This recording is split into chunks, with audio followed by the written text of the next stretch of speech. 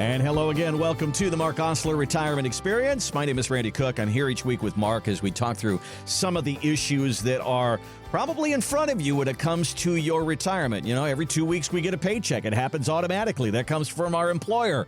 What happens when you walk away from that and you got Social Security and then you build something yourself? How does that all work? And who are you getting to help you when it comes to your retirement? That's really what this show is all about. Mark has been helping people for an awfully long time. How are you doing today, my friend? I'm great, Randy. It's a beautiful day. I'm just so happy and thrilled to be doing this now for almost a year with you. And you know what? Each and every week I look forward to this. I want to increase our listenership because I want people to know, hey, we're going to have some fun with this. We really do. And that's really why we're here, is to not sit there and, talk about X's and O's and all of that. It's just basically saying, what are you up against and how can we help? That's really why we're here. But first I want to ask, we just went through Mother's Day. Your wife, Amy, is a part of the business. You two have 4 daughters together. So tell me about Mother's Day at your house. And I'm kind of interested too. Did your mom have any influence on you financially?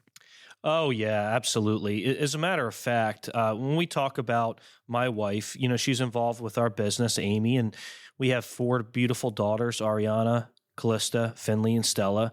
And, they can be fantastic and also a handful at the same time. You know what it's like to have daughters. So I do. But in general, I am so thankful to be a girl dad. It's been great. And then it gives me the opportunity to serve at church with boys. And so that's a great opportunity too. And then also my wife, she allows me to watch as much sports as possible. But with regards to my mother, you were talking about that as well. Yeah. I mean, she's pretty frugal. So originally my mom was born in Italy and came over here at age 4. She was young, and she came from a family that knew how to pinch the pennies. And, as she got older, and my dad, he still works full time. He's 82 years old. He doesn't care. He's working from home. He's having a good time. And the way he's able to work against his neuropathy is he walks about 5-6 miles a day. So he keeps it going. But, since she works full time, she does like to stretch the budget a little bit with regards to food and things like that because she's Italian. She cooks well. And but she still knows how to pinch those pennies. She's smart. Yeah, I remember the one thing I can think about that I learned from my mom. I learned most everything from my dad, but my mom, when I think I had to be so young, maybe 4 or 5 years old, and we went to the grocery store, and we didn't have a grocery store in our town. We had to go to the next town over to get the groceries, and it was only about 5 miles away. And I remember that she checked out, and we're in the car on the way home, and she's saying, something's not right. Something is not right with what I had to pay. And she got home and she went through her receipt and she said, I didn't pay for my meat. They did not charge me, because that was back in the days when you would go back to the butcher in the back and they would wrap everything with white paper, and then they would there was no barcodes or anything like that. They would just put on there with a black marker how much it cost. Well, the girl at the checkout, she didn't charge the meat, and it was $25. And my mom said, we got to go back. And so we got in the car and we drove back to the grocery store, and she got the manager and she said, I don't think this is right. I don't think you charged me for my meat. And the girl behind the cash register was almost in tears. I remember she said, because if you hadn't come back, I would have had to pay for that. That would have come out of my paycheck. Boy, that's tough. And $25, that was back in the mid 60s. Okay. And that's a lot. Okay. And I remember the manager said, I want to show you my appreciation. He went to the ice cream place and we got a gallon of ice cream, and he gave that to us for free. And she was rewarded for her honesty. And I'll never forget that. I mean, 4 or 5 years old. And that just stuck with me forever of doing the right thing, doing the right thing. And that's kind of, Mark, that's kind of what we talk about here on the show, is that's what you want to do for people, is do the right thing, help people in the way that they need to be helped, and not anything more. That's exactly right. That's what's important to us, because I had a gentleman in here earlier, and we were talking about things, just in general. It was his first time in here, and he kept asking me specific questions, and sometimes I direct the questions right back to the person, simply because I don't have a one-size-fits-all. I don't have a motto or a stigma attached to what I do. What I do is I try to figure out how I can help, and if you want my help. And then we dive into it, and we really try to understand who you are, your goals, your aspirations, what you need to accomplish with your current assets. And then we develop an idea. And the idea might start somewhere and finish another area. But essentially what we're trying to do is give you something maybe you're dissatisfied with now to actually be corrected. Does that make sense? Absolutely. I mean, that brings us to where we're going to start here today, because we are up against a lot of different headwinds, so to speak, when it comes to retirement. And, building a paycheck is one, replacing that paycheck that we're walking away from, making the right decisions with taxes and with Social Security, and figuring it all out and getting some help along the way. But along the way, we're going to have some up and down stock markets, and we're going to have some economic stuff like we have right now. And there's a lot of people that say we are on the edge of a recession. Sometimes we have short recessions, sometimes longer, sometimes deep recessions. So when they throw that word around, I don't know that a lot of people really understand what that is. So can you give me the definition of what you think a recession is and how that would affect somebody who's getting ready for retirement or in retirement? A lot of times when I do my presentations, I will go over a broad definition of a recession, which could be, or it could include 2 consecutive quarters of a negative GDP, right? Mm-hmm. So that's our broad definition. But in the year 2000 to 2002, we didn't have one of those. What we had a war. And now we know that if we're talking about the International Monetary Fund, they'll tell us the biggest threat to our economy is geopolitical risk. Mm-hmm. So again, there is a possibility you could have it where there wasn't 2 consecutive quarters of a negative GDP. We did have some quarters that were negative a few years ago. They just weren't consecutive. If they were consecutive, then they would have officially said, okay, we're in a recession. However, I feel like we have felt the feelings of a recession, and they generally can be felt 3 years before they actually occur. So when we look at these things and we try to identify this, I don't think we're headed for a depression. A depression is when they say we have 6 consecutive quarters of a negative GDP. So for me, what I want to identify are certain underlying factors, and there are also crossover methods as well. And I'm no expert in this area, but what I do is I like to follow a lot of economists. And I do that because I really enjoy it. I look at the numbers and figures and I try to identify what's going on in our economy and how can I help the people around us.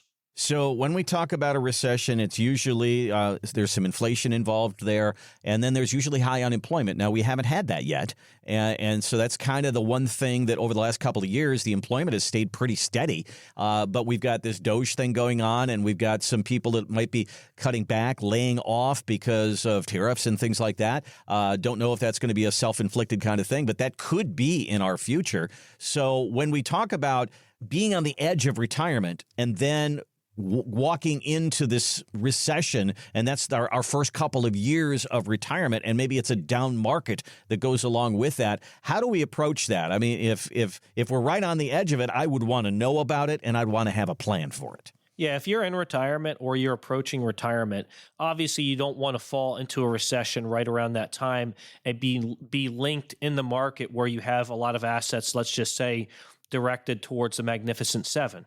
If you do, we might have the dropsies. If you have a correction in the market or recession, we know that the last 2 recessions were pretty significant. Let's go back to 2000 to 2002.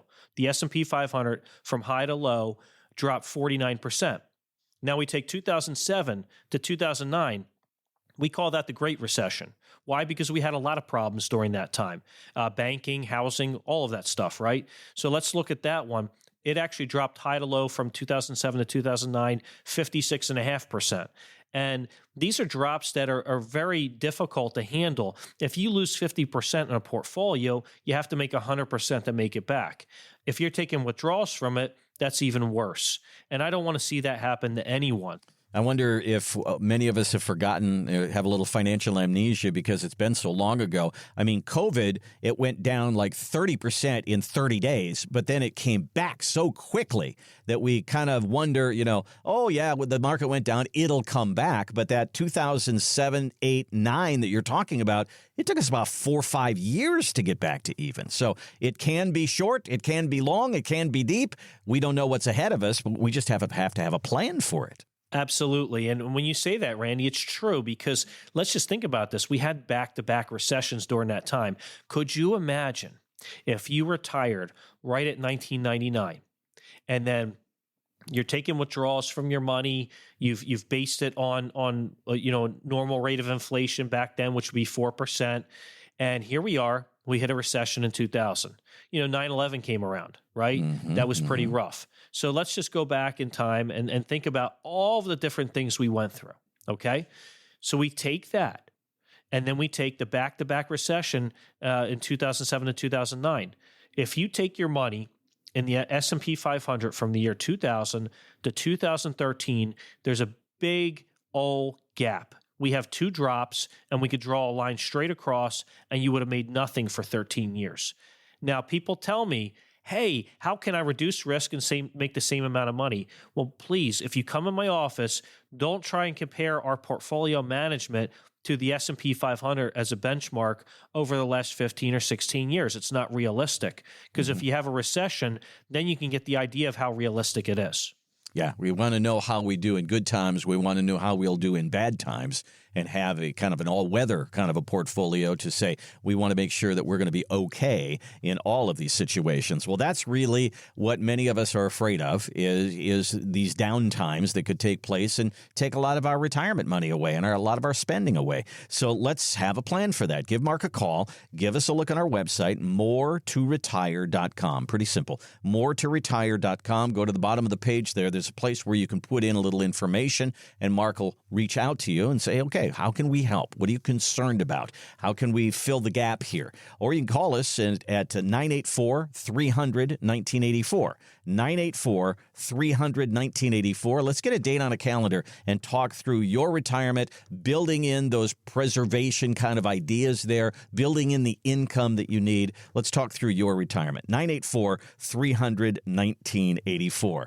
Now, as much as we do the show and as much as we say everybody needs a little bit of help in retirement, about 2/3 of people, according to this Northwestern Mutual survey, are not using a financial advisor. And there's a lot of things that you can miss. This is Jack Otter. He's with Barron's, and he was talking to the people on Fox Business and saying many times people will miss things, and sometimes that's just the little things that can kind of add up. People tend not to do really dumb things. They make lots and lots of very small decisions that are wrong because they don't have the expertise. You know, they tap the Roth 401k first. Most advisors in most cases say, you know what, save that, let it compound without taxes, and tap the other sources.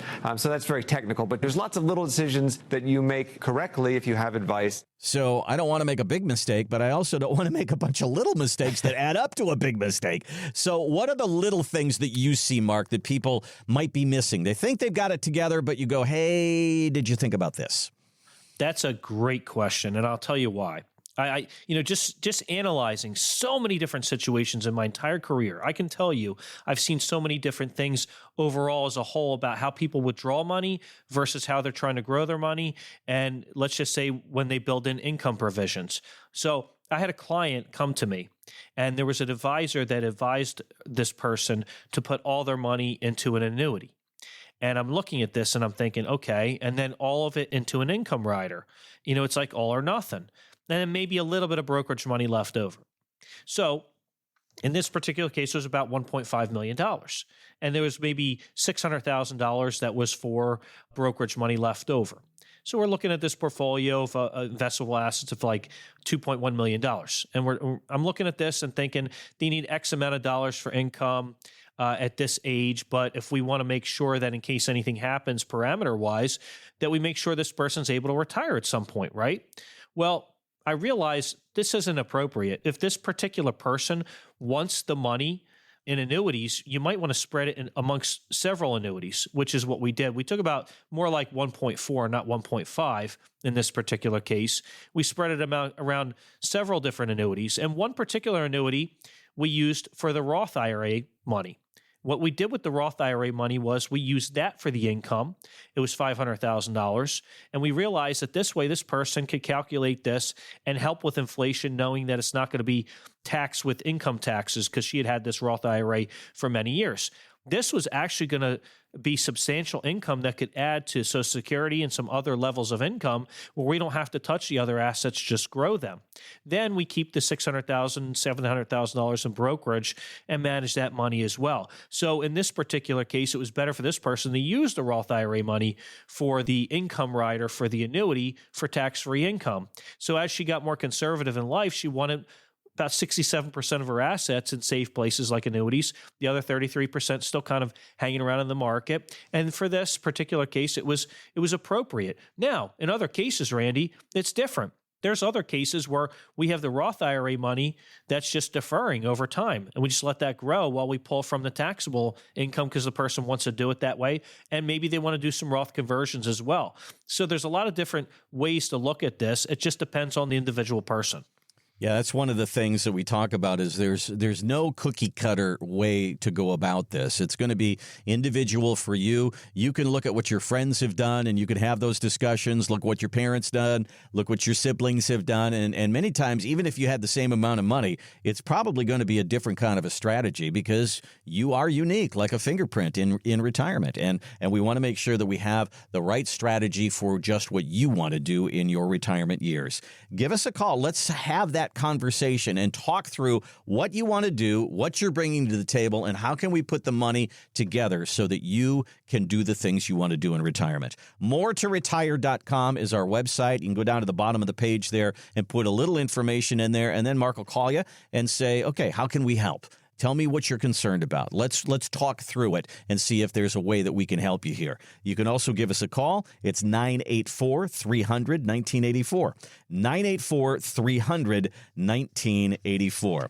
All right, what do you think is better, the odds in Las Vegas or the odds of the stock market?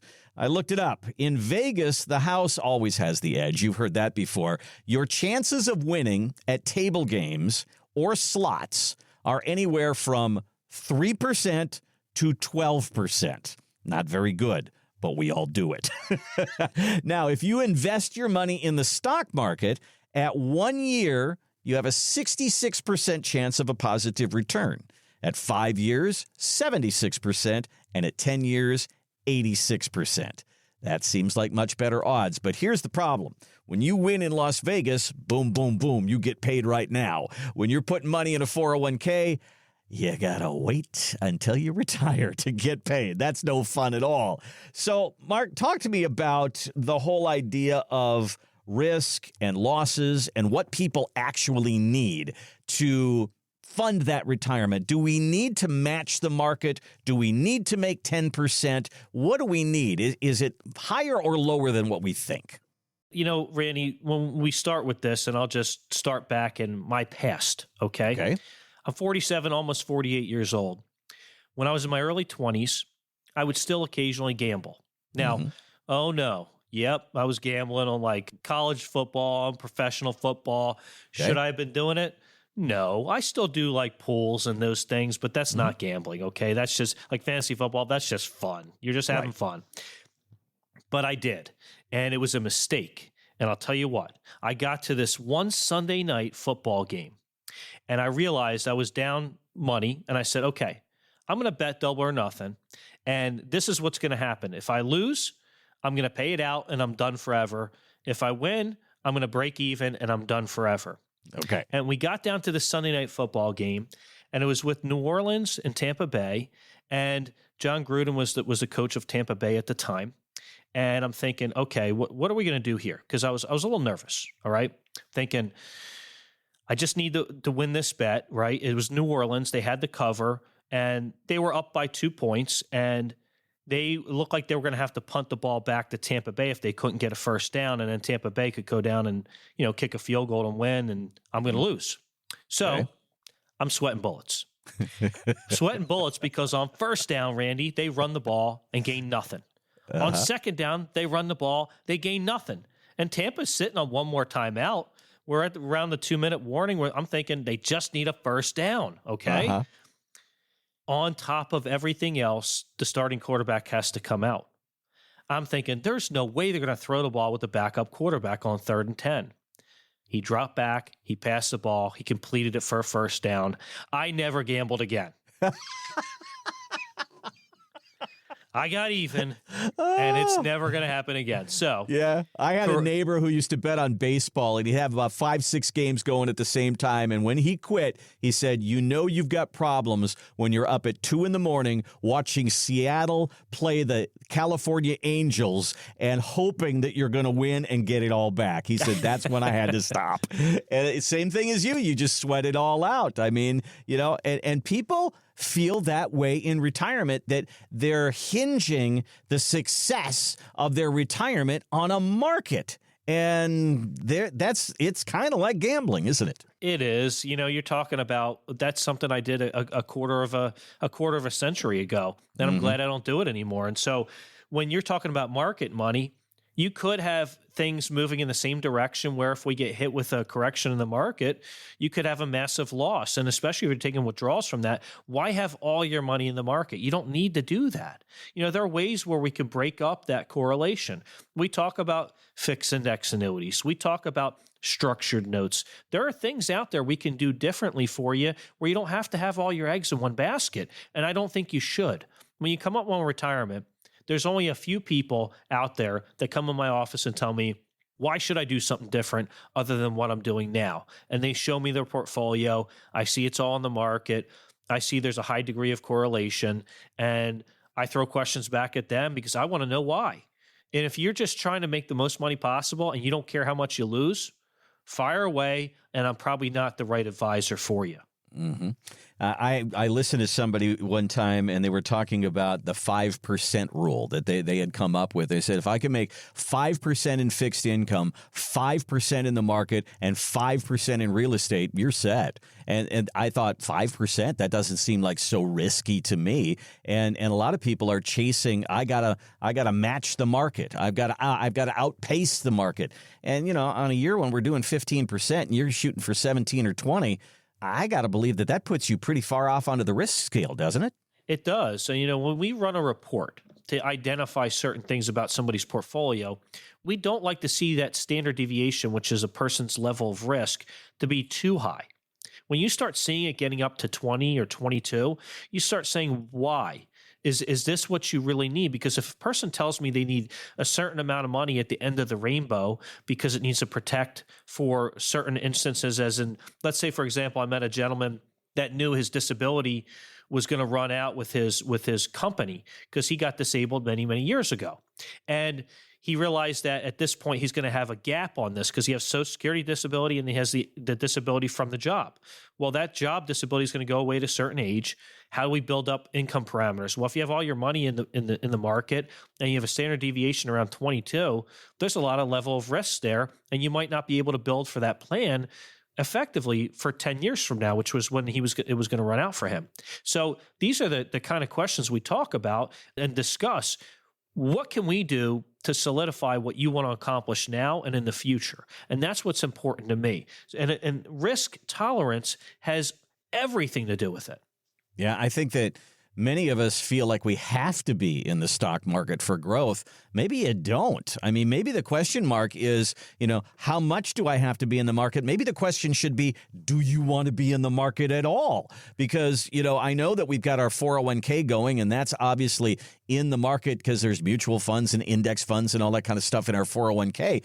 But, to think that when you get into retirement, all of a sudden I've got to be a stock picker and I've got to, ride the market in order to have a successful retirement. That's not even me. I don't have any experience in that. I don't think I want to do it in retirement. No, and you know what? I have clients that have zero money in the market because they don't want to have money in the market. And I have clients that have more money in the market than they do in other places. But we generally have a blend of things because you might come to me and say, hey, I already have a 70-30 portfolio. Okay, so what does that mean? That means you have 70% in equities, 30% in fixed income, right? But isn't that still on the market, Randy? Yeah, good point. You still got a lot of money on the ponies there, don't you? Right. So let's look at it. What can we do differently? Do you have any CDs, treasuries? Do you have any fixed index annuities? I'm not going to bring variable annuities into this because variable annuities still sit on the investment side of the business. So, when we talk about, certain preservation tools, we talk about CDs, treasuries, fixed or fixed index annuities, multi-year guarantee annuities. Structured notes could have some preservation tools to them as well. Well, these are kind of the things that many of us don't know because we know stocks and bonds and mutual funds. Those are the three that we all know. But to be introduced to a lot of these different ways that you can develop income and develop preservation in your particular retirement, that's really why Mark is here, to show you what's available out there and what might be right for you. Let's have that conversation. Here's our number and here's our website, 984-300-1984. 984-300-1984. for. Let's get a date on a calendar and just talk through your retirement. I bet you've got some questions right now, especially where the markets are doing right now. You can also look us up online at moretoretire.com. All right, Bill Murray has his big Caddyshack event, which is at the end of April every year. They've been doing it for 24 years, and I think next year might be the last year that they're going to do it. And you got to go down with us one year and hang out with Bill a little bit, didn't you? I did. 2 years ago in particular, I was down there and, I couldn't ask the questions that you were able to ask this year for me, which I'm so thankful for because I didn't have a radio show 2 years ago.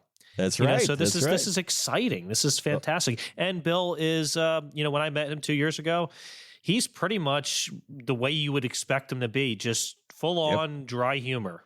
Yep, he's fun, and he's in a great mood for the most part. And so you have a couple of favorites of Bill Murray's. Obviously, Caddyshack, Groundhog Day, and Kingpin come to mind. And so you wanted to know who came up with the comb-over, so we asked that question, and we also talked a little bit about Groundhog Day. Here's a little of that. Well, it was my idea, actually. I finally remember the first day of the movie when I was sitting next to Woody Harrelson, and I said, "What are you going to do with your hair?" And he said, "I'm doing a comb over." And I said, "Hey, I am too."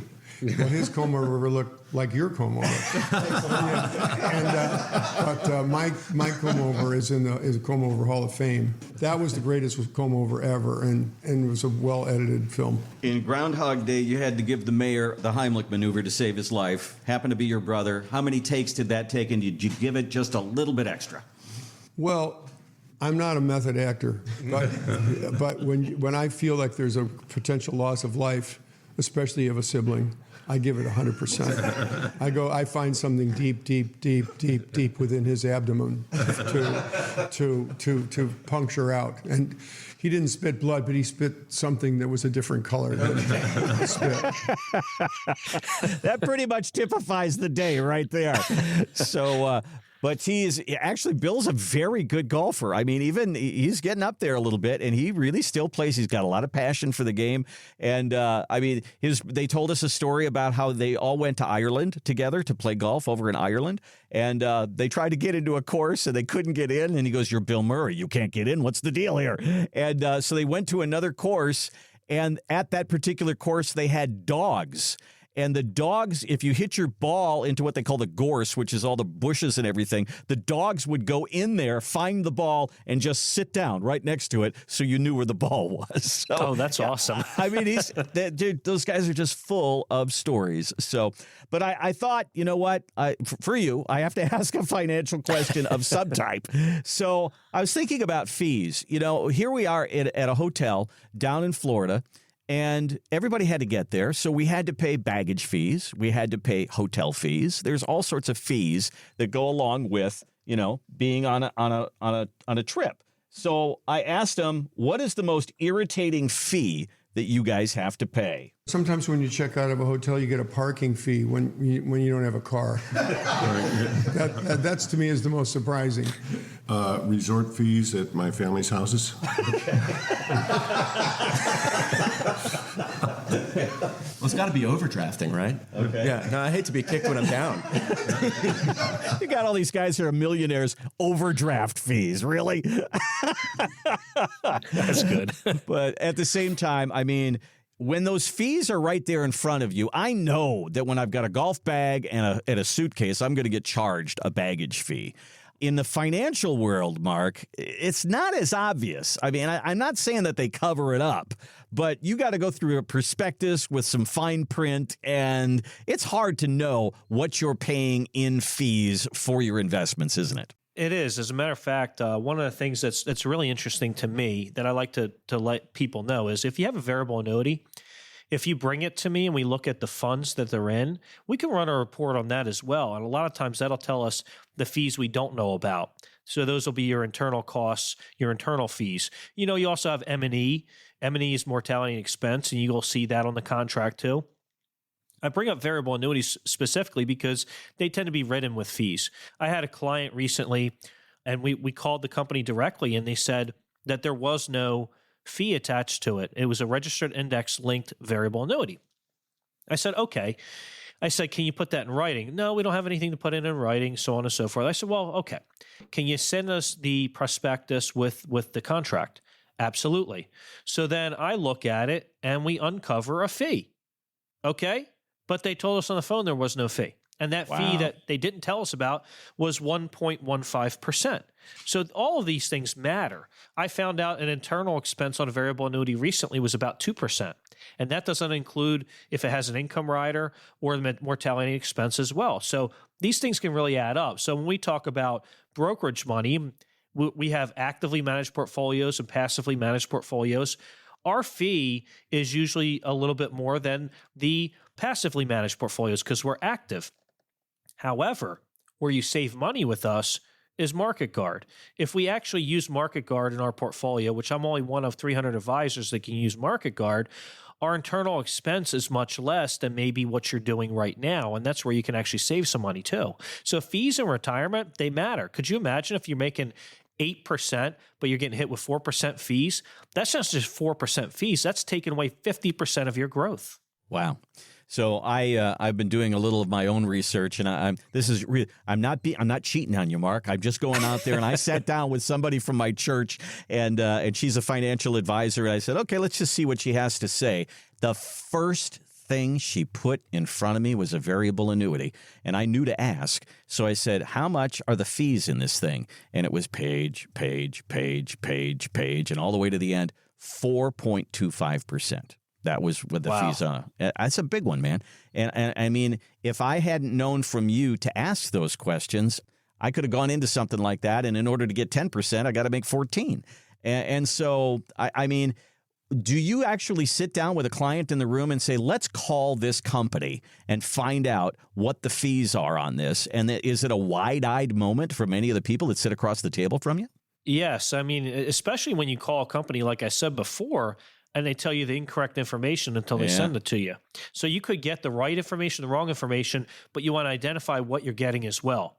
So it's important. If it's an older product, we got to call, because I can look up things on my software, but it's usually for the current products. If it's an older product, we have to call. We have to find out. We want to look at the prospectus and the contract, and it usually is an eye-popper of a moment for sure. Well, I mean, when you sit down and watch a football game and you see all these commercials with whales and pillars and ribbons and all this kind of stuff, that doesn't come free. You're paying for that with the internal fees in your 401k. I mean, Vanguard and Fidelity, great people. They don't work for free. You should know what you're paying for your investments. And when you start to see that number and then you add it up over a 20, 30-year retirement, it gets to be hefty. And so we need to identify that, show you what that is, and see if we can do something about it, and maybe limit those fees at least by moving some things around. I mean, is that the secret here? Because if ABC Mutual Fund is doing this and XYZ Mutual Fund is doing the same thing, but there's a fee over there, I mean, is it just a matter of moving things around? Yes, it can be. As a matter of fact, we prefer to do ETFs over mutual funds just simply because they are more cost effective. And if we find a way to go about it. So ETFs can also be a little bit more tax efficient. I'm not going to get into great details about that, but if you come to my office, I can explain what I mean about that. So essentially, what I want to do for a person is give you the types of returns you're looking for. And how do we do it? We identify things. We identify certain outliers. And when we look at these things, we lay them out. We say, here are your options. And you can kind of choose and pick and choose what you want to do. It could involve a variety of different things. And you know what? Rome wasn't built in a day. We're not going to do everything all at once. A lot of times we have in our 5-step process, you could see that on our process guide is on our website, moretoretire.com. You'll see it under the tab process. Under that 5-step process, you'll identify what we're trying to do. And that is trying to find answers for you. And what we do is we normally don't do business with a person until we have 3 appointments. That's pretty straightforward, unless somebody has a very basic situation, and that happens occasionally as well. It could be 2 appointments, but it doesn't mean you have to do business with me on the 3rd appointment. I want you to know something. The way I do things, Randy, I'm very laid back. I'm not going to ask you to do business with me. You're going to come in and you're going to tell me when you're ready to do something, and it's going to be up to you. Well, get an idea of what that's all about and how Mark conducts his business, and if it's a good fit for you, go to our website, moretoretire.com. See that process that Mark talks about. We'll go through that in just a few minutes here. But you can give us a call. Let's get a date on a calendar and talk through your questions about retirement. If it's, what's my paycheck going to be past Social Security? Is this 401k going to be that tax time bomb that people tell me about? I need a strategy for that. Maybe you don't have a will or a trust and you don't know what you're going to do about those kind of things. Mark has those resources for you. Give us a call, 984-300-1984, 984-300-1984, or again, moretoretire.com. All right, saw an AARP study here, and it says for the people who listen to us, Americans who are 50 years old and older, they have just 35% of the population. Yet we pay about 60% of the federal income taxes. That may be how Uncle Sam looks at you. Your 401k is basically a tax mule for our country because they keep changing the rules on 401ks and IRAs so that Uncle Sam can make sure that he gets his money. So I hate to be a target, but I want to make sure that I'm bobbing and weaving here and making sure that Uncle Sam is not having an upper hand with my retirement money. How do we lighten the load for your clients? How do we say, I get it, we got to pay our taxes, but let's not pay too much? It depends on when you come to see me. So if you come to see me and you're already taking RMDs and stuff like that, required minimum distributions at age 73, then we know that it's a little more limited. But if you're coming to me a little earlier, you give me some more time to work with you, we could also look at Roth conversions. So I talk about this quite often, Randy. We talk about different things that might have tax-free implications. And when I talk about tax-free, income tax-free specifically implications. So a Roth IRA could have tax-free implications in retirement. So could a life insurance policy. So if you said to me, I know I'm going to work for at least 10 more years, then I would tell you a life insurance policy, if it's developed properly and if it's done correctly through the Internal Revenue Code, you stay under this modified endowment contract limit within the contract, then we could have tax-free implications in the future too. I actually like to call it a Roth IRA on steroids because you're not limited with what you could do. You just have to make sure you go by the rules. So if we follow the rules of a life insurance policy, of a Roth IRA, let's say you make too much money to do a Roth IRA, you could do a backdoor Roth IRA where you could do an IRA and convert to a Roth IRA in the same year. Everybody's allowed to do that.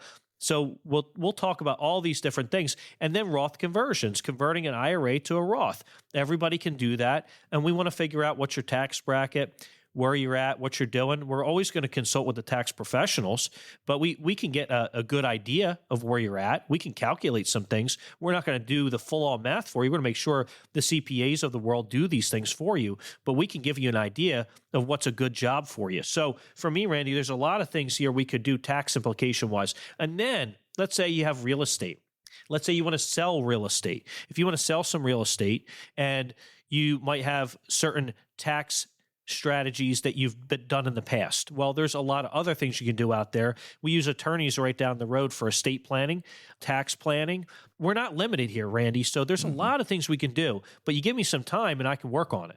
Yeah, when you're a business owner and you're hoping that business that you sell is going to fund your retirement, that's a tricky thing right there. But it's certainly worth getting some advice on that as far as timing is concerned. And why would you want to have, sell your business for $1 million and in 1 year you have $1 million income? Can we spread that out a little bit? Are there some strategies that we can use there? And think about the money that we've all saved for retirement. We're putting it in this thing called a 401k, which is, you've heard that term, the tax time bomb. It's as if when you start taking your money, you got to go through a toll booth to get your own money because you got to pay the taxes to get it. And so, maybe that doesn't change, but maybe we can limit some of that for you by using some tax strategies. It is one of the things that people forget about when it comes to retirement is taxes. So let's have a plan for it.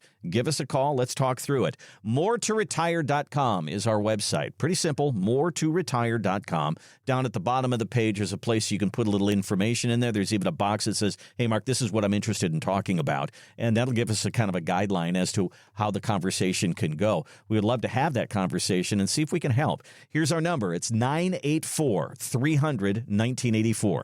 984-300-1984. Now, we talk about people who may already have a financial plan in place, and maybe the income is there. They know that. And maybe, somebody has said, you know what? This is all set up for you. You should not run out of money. Yet people are still scared to spend their money in retirement. It is interesting to me, and now it has a fancy label. They call it money dysmorphia. Okay, we got to come up with a label here. So let me ask that, because I have heard this over and over and over again, that people, when they get into retirement, it takes them a year, maybe even 2, to understand you've got the money. Go enjoy it. But they actually have to see their accounts go up in order for them to actually go and enjoy their money. Have you had to kind of goose a few people and say, would you please go out there and have fun? Yes, and yes. I mean, this has been throughout my whole career. Folks, it's okay to spend your hard-earned money. It's okay to jump into some of your principal, even if you're afraid it might not last. You know what? It probably is going to last. We can show you how it'll last. Mm-hmm. But go ahead, spend your money. There are advisors out there that say, oh, you need to get this guaranteed lifetime income rider. It's going to give you the most income possible, and then just go spend the money. You know what? Here, that's not for everyone, okay? Right. And for the folks that think it's for them, if they were put in this position, I got news for you. The majority of people, when they try to produce so much income, they end up not spending all of it, and then they just end up putting it in the bank instead of investing it, and now you're ending up with large sums of money in the bank. What I'm going to tell you is this. Let's figure out the income you need. Then let's figure out the income you want, and then let's do the rest with everything else. So for me, you can have a guaranteed lifetime income rider, and that's fantastic. Those are riders that are preservation tools through fixed index annuities or fixed annuities. And you could do those things for a portion of income that could last for you and a spouse's lifetime. Or at the same time, you might be able to do something where you have other preservation tools. There are riders out there right now that have certain percentages with certain, I would say preservation tools, but what they do is, let's say, for example, I have one that's a death benefit rider that has a 5% tick up, right? It's just growing by about 5% a year, and it'll grow deferred, but you can withdraw it. It's actually dollar for dollar withdrawal privilege on that. There's a certain age that'll cap out at, but that's available right now. And when interest rates lower, that eventually will lower too, because I've only seen that thing at 5% for a little over 2 years now. But that's another example, another tool, another feather in your cap. There's a lot of things you can do. And that's just an example of growing your money and then also being able to withdraw from it so you can have your cake and eat it too. I'm no respecter, Randy, but there's a lot of different ways we can look at this. The average person in retirement, this is a national average, it spends about $6,000 a month in retirement. But that's like the first couple of years. You're going to probably need to have $6,500 or $7,000 a little bit later. And maybe by the end of your retirement, you're spending $8,000 or $10,000 a month because of things like inflation and other things. So there is a lot to talk about when it comes to your income in retirement. Let's figure out what your paycheck is and what you have saved. What does that generate? Is it going to be enough? Do we need to fill a gap in there somehow? This is a really important conversation, probably one of the most important conversations that you'll have as you sit down and talk about retirement. MoreToRetire.com is our website, MoreToRetire.com, or 984-300-1984 to get the conversation started. All right, so we're into spring. And spring cleaning happens. And have you been to your closet lately? I've got a study here that says the average person has 26 items of clothing in their closet that they have never worn. 65% of people say they have clothes in their closet that still have the tags on them. So, and they tell you, if you haven't worn it for a year, throw it out or give it to Goodwill, do something and make room for something that you are going to use. So, Mark, this is part of the process, is to evaluate people's portfolios. And when you do that, do you find things in there that you go, what is this for? What is there a purpose for this? And maybe we should throw this one out, like, you know, that old shirt that's orange that you don't want to wear anymore, and it's just taking up space. Well, you just brought up a memory here, Randy. So let me just say this. I just remembered I need to clean out my closet. Okay? No, seriously. I mean, we finally just trimmed up the bushes up front. We got things a little neat in the yard. I finally laid down all the mulch. Things are looking nice and dandy. We got those big hedge bushes we cut back too. I'm loving the outside again. I'm happy again. We got to trim up some crepe myrtles and some other things, and we have some oaks that we got to cut back on. I need to call a tree guy out there to do that. But I got to clean out my closet, okay? That's got to get on the counter. It's got to get done. That's all you, yeah. So when we're talking financially cleaning out your closet, let's get to task. I mean, I remember early in my career, because I've been doing this 24 years, I'd go to people's houses, and they'd literally just give me a stack of papers, this, that, and the other, sometimes not knowing what they had. And I'd just go through it all. I'd spend time with them, sometimes over multiple appointments to figure it out. And then we get them into a place where they were like, okay, I can do this. And I did this the other day with a client. I went to see her. We cleaned out her folder because she likes to keep a lot of paper copies of everything. I know everybody wants to be digital now, but not everybody's like that, and that's okay. We can figure these things out together. But I can tell you, what you need, what you don't need, but we need to clean some things out because there's going to be stuff in there that maybe we need to correct, change, shift, move. And that's okay because, Randy, in life, we have to be ready to shift, change, or move. Why? Because change is inevitable. It happens all the time. And I remember when I was in my early 20s in college, and we were presented with a book that we needed to read and and write a little paper on, and it was Who Moved My Cheese. Yeah. And I love that little book. You know what? Anybody that hasn't read Who Moved My Cheese, you need to read it tomorrow. It's a short read. It's fantastic. And it'll give you an idea of why we need to change. And change is okay. You know what? We can clean out that closet. We can figure out what you need, what you want, and we can give you the answers you're looking for. And if people say, can you tell me if I'm going to be okay in retirement? I can give that answer. I know it. Unless something catastrophic happens, I can give that answer. It's pretty common for people to walk in the door and they'll have stock that they inherited from their parents, and they said, don't ever sell the IBM. It's been good to me. Well, that was 40 years ago. So we have to think about that when we sit down and plan our retirement. Give us a call. Mark, let's go through quickly the steps for more to retire and your steps to more. Just talk a little bit about how it all unfolds for people. Absolutely. So we start out with a treetop view. And really, essentially, Randy, what that is just trying to identify what you've done in your portfolio, what you've done in investments, your home, everything. We want to know about everything as a whole. So people will sometimes either bring their statements in on the first appointment or after the first appointment, or maybe they'll give them to me ahead of time. Because if they're in brokerage positions, I want to run a report to identify certain factors about your portfolio. That will give us an idea of where we start, because then once we know where we start, then we know where we need to go after I ask a lot of other questions. As we go through this whole 5-step process, eventually when you become a client, we get that 5th step, which is ongoing support. We're going to be there for you. You can call me, you can text me, you can reach out to me, you can email me if you need to. I'm going to be there for you.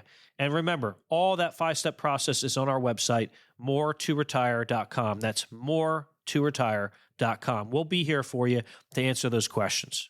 We would love to have that conversation. If you're wondering about how retirement is going to work, how do all the nuts and bolts and the X's and the O's all work, let's do it for you. Let's sit down and actually put pen to paper and figure it all out. If there's a gap there between what your Social Security is going to do and your 401k is going to do and your savings are going to do, and you need another $500,000 a month, where does that come from? Let's figure that out together. Give us a call. 984-300-1984. 984-300-1984. We thank you so much for listening, and we would love to have you come back again. We'll see you next week here on the Mark Osler Retirement Experience. Insurance products are offered through the insurance business Mark Osler Retirement Experience. Mark Osler Retirement Experience is also an investment advisory practice that offers products and services through Impact Partnership Wealth LLC, a registered investment advisor. IPW does not offer insurance products. The insurance products offered by Mark Osler Retirement Experience are not subject to investment advisor requirements. Investing involves risks, including the potential loss of principal. Any references to protection, safety, or lifetime income generally refer to fixed insurance products, never securities or investments. Insurance guarantees are backed by the financial strength and claims paying ability of the issuing carrier. This radio podcast is intended for informational purposes only. It is not intended to be used as the sole basis for financial decisions, nor should it be considered as advice designed designed to meet the particular needs of an individual situation. Mark Osler Retirement Experience is not permitted to offer, and no statement made during the show shall constitute legal or tax advice. Our firm is not affiliated with or endorsed by the U.S. government or any governmental agency. The information and opinions contained herein are provided by third parties that have been obtained from sources believed to be reliable, but accuracy and completeness cannot be guaranteed by Mark Osler Retirement Experience. Market Guard is a firm that provides investment signals as well as portfolio allocation recommendations for a wide variety of model portfolios. Market Guard does not offer advice or enter into fiduciary relationships. Please remember that converting an employer plan account to a Roth IRA is a taxable event. Increased taxable income from the Roth IRA conversion may have several consequences. Be sure to consult with a qualified tax advisor before making any decisions regarding your IRA.